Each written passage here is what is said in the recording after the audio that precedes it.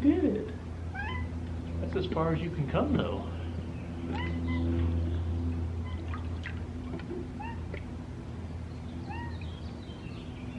What? Hey.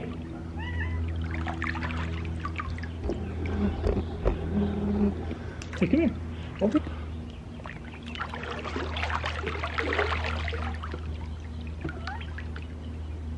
What?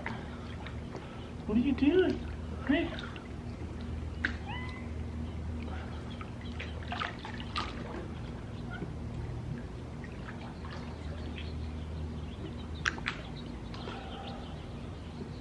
Yeah.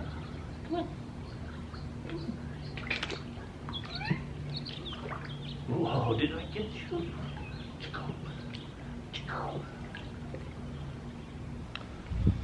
Hello everybody. Welcome to Randy's Context. I'm going to give you some hints on travel to the Philippines if you're a snorkeler and you don't want to rent your own equipment. One of the reasons you don't want to rent your own equipment is you may just be at a beach anywhere and there's not going to be rental available. If you go on an island hopping tour, they'll usually have what you need. But if you're a normal 6-foot guy, you got big feet, might find it hard to fit with the fins. I use a size 12, and I always just kind of enjoy using my own snorkeling equipment rather than use borrowed equipment. So we travel with our own equipment.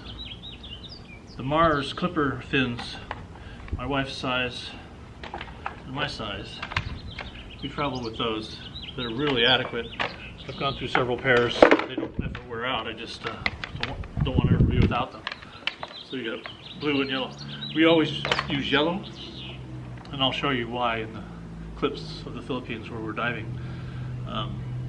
When you're on an island hopping tour, there's going to be a lot of people in the water, and I like to be able to just pop up, see Carmela's yellow snorkel, and say, oh, there she is. I can head towards her, or I can just sort of spot check where she's at.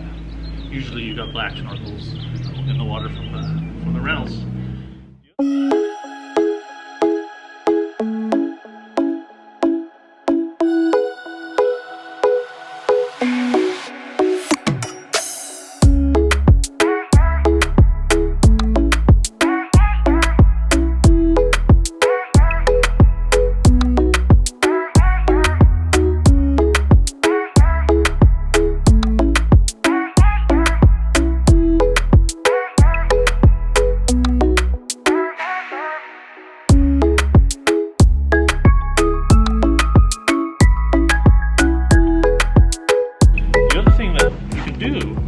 This is just my carry-on. It doubles as an island hopping gear bag, and these fins fit on the side perfectly with the two straps. This is a Patagonia bag. I'm not sure exactly what size, and so I put both our fins on either side of that. I've even checked that baggage, and it's gone through without a hitch. You can tighten these fins down quite nicely.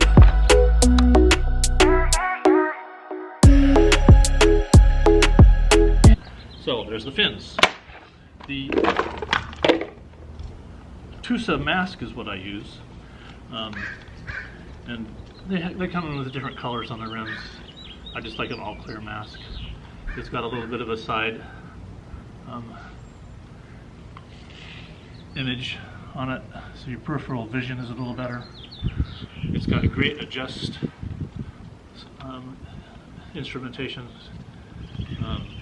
But again, if you have your own mask, you have it all adjusted by the time you're ready to hit the water. I'm always the first one in the water on one of the dive cruises.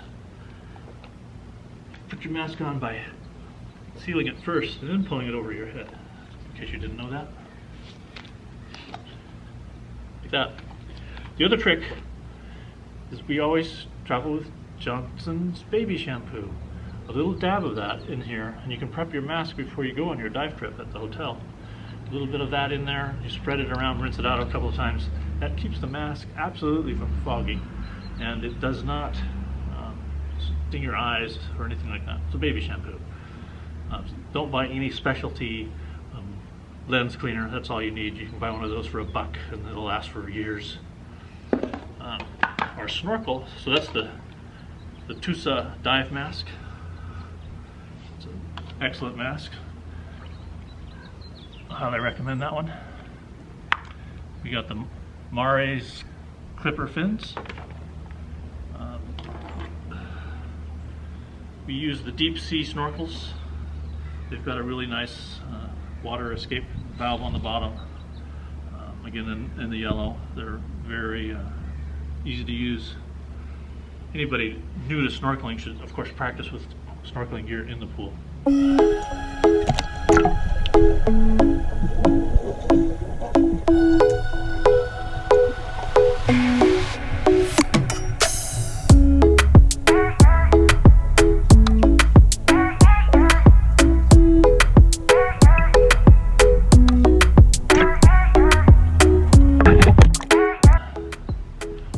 One other thing I always take on an island hopping tour is sometimes you're dropped off on an island that's completely bare of any shade. And so you're in the water, you do your thing in the water. Sometimes I even have snorkeled with my hat on, because you spend a lot of time on the surface looking for your destination, for your photographic subject. And then you dive for the images that you want to capture. And so having a hat while you're just on the surface protects your entire face. Of course you want to have sunscreen on. But then when you're on the island itself, just take a portable umbrella. Easy to pop it open, provides quite a bit of cooling shade.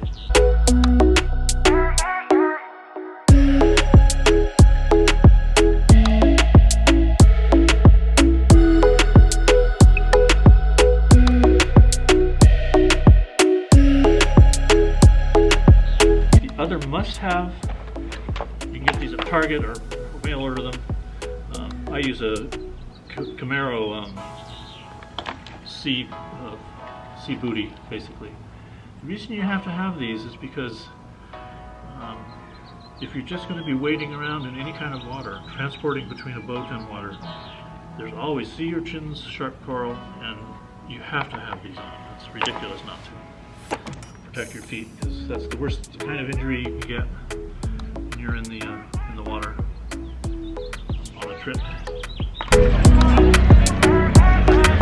We are doing a water entry.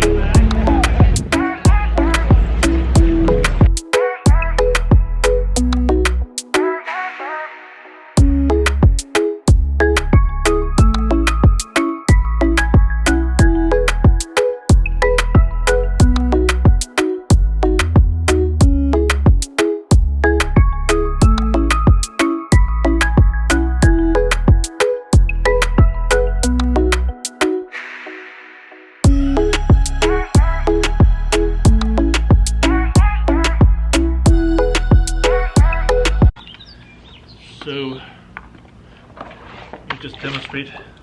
Usually I put these on a boat, but if you're doing an ocean entry, of course, you can certainly just float. And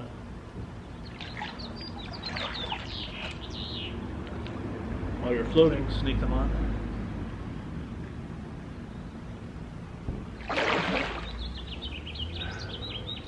Usually you'd have your mask and snorkel in place while you're doing this, so you can actually breathe while your face goes under.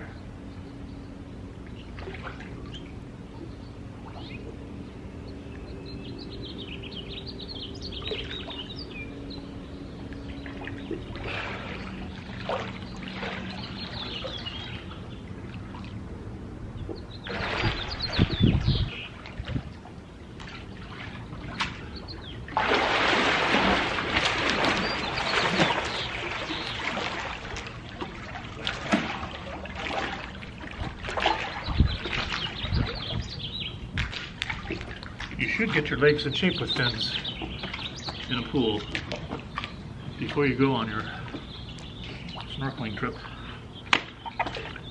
That'll help accustom your muscles to the extra force that's being exerted. And if you get cramps in your legs, then you just have to work that out. One of the things you need to do in that case is obviously work your way back to the boat. But what you want to be doing is pulling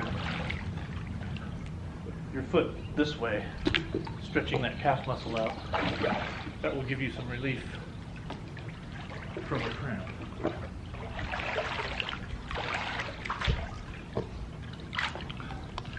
So most snorkels attach to the mask with just a clip. I prefer my snorkel on the left side.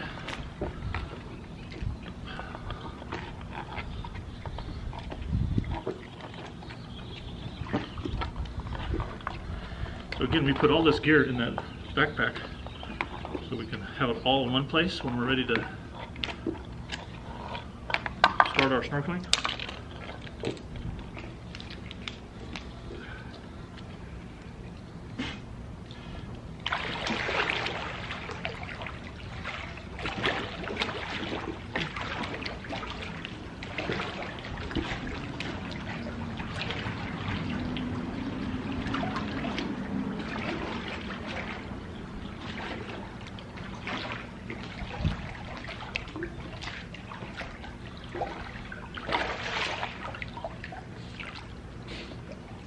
So, this is the gear I use. I recommend all of it. I put links to all of it in the description. So I highly recommend purchasing your own basic equipment for any trips that you're going to take to Mexico or to Bahamas, or preferably to the Philippines, where the diving is the best. That's all for now.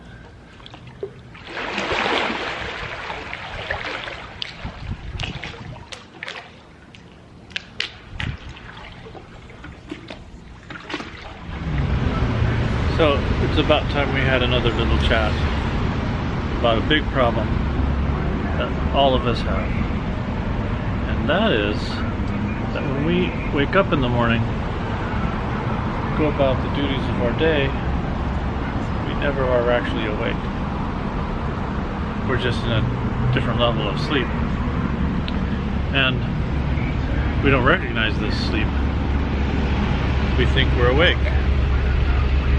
Cook breakfast, we get dressed, we wash, we prepare for our day, and this is a big issue because if you're really asleep, have no focus of energy back to our own consciousness, anything can happen. We're subject to the law of accident. So that's problem number one. Problem number two is that we really are at the whimsy of the environment around us, and that's going to control our inner world. So we really live in a gigantic mental asylum, and we are collectively all mentally ill in some way, in this way, where we're not aware of ourselves. So we're in a mental asylum, but we're not aware that we are in one. So all sorts of bad things can happen with this circumstance. Think of it. Millions of people in our societies are all asleep. Yet they're going about their days, reading books, writing books, making public policy, doing art, doing all of the things that people do.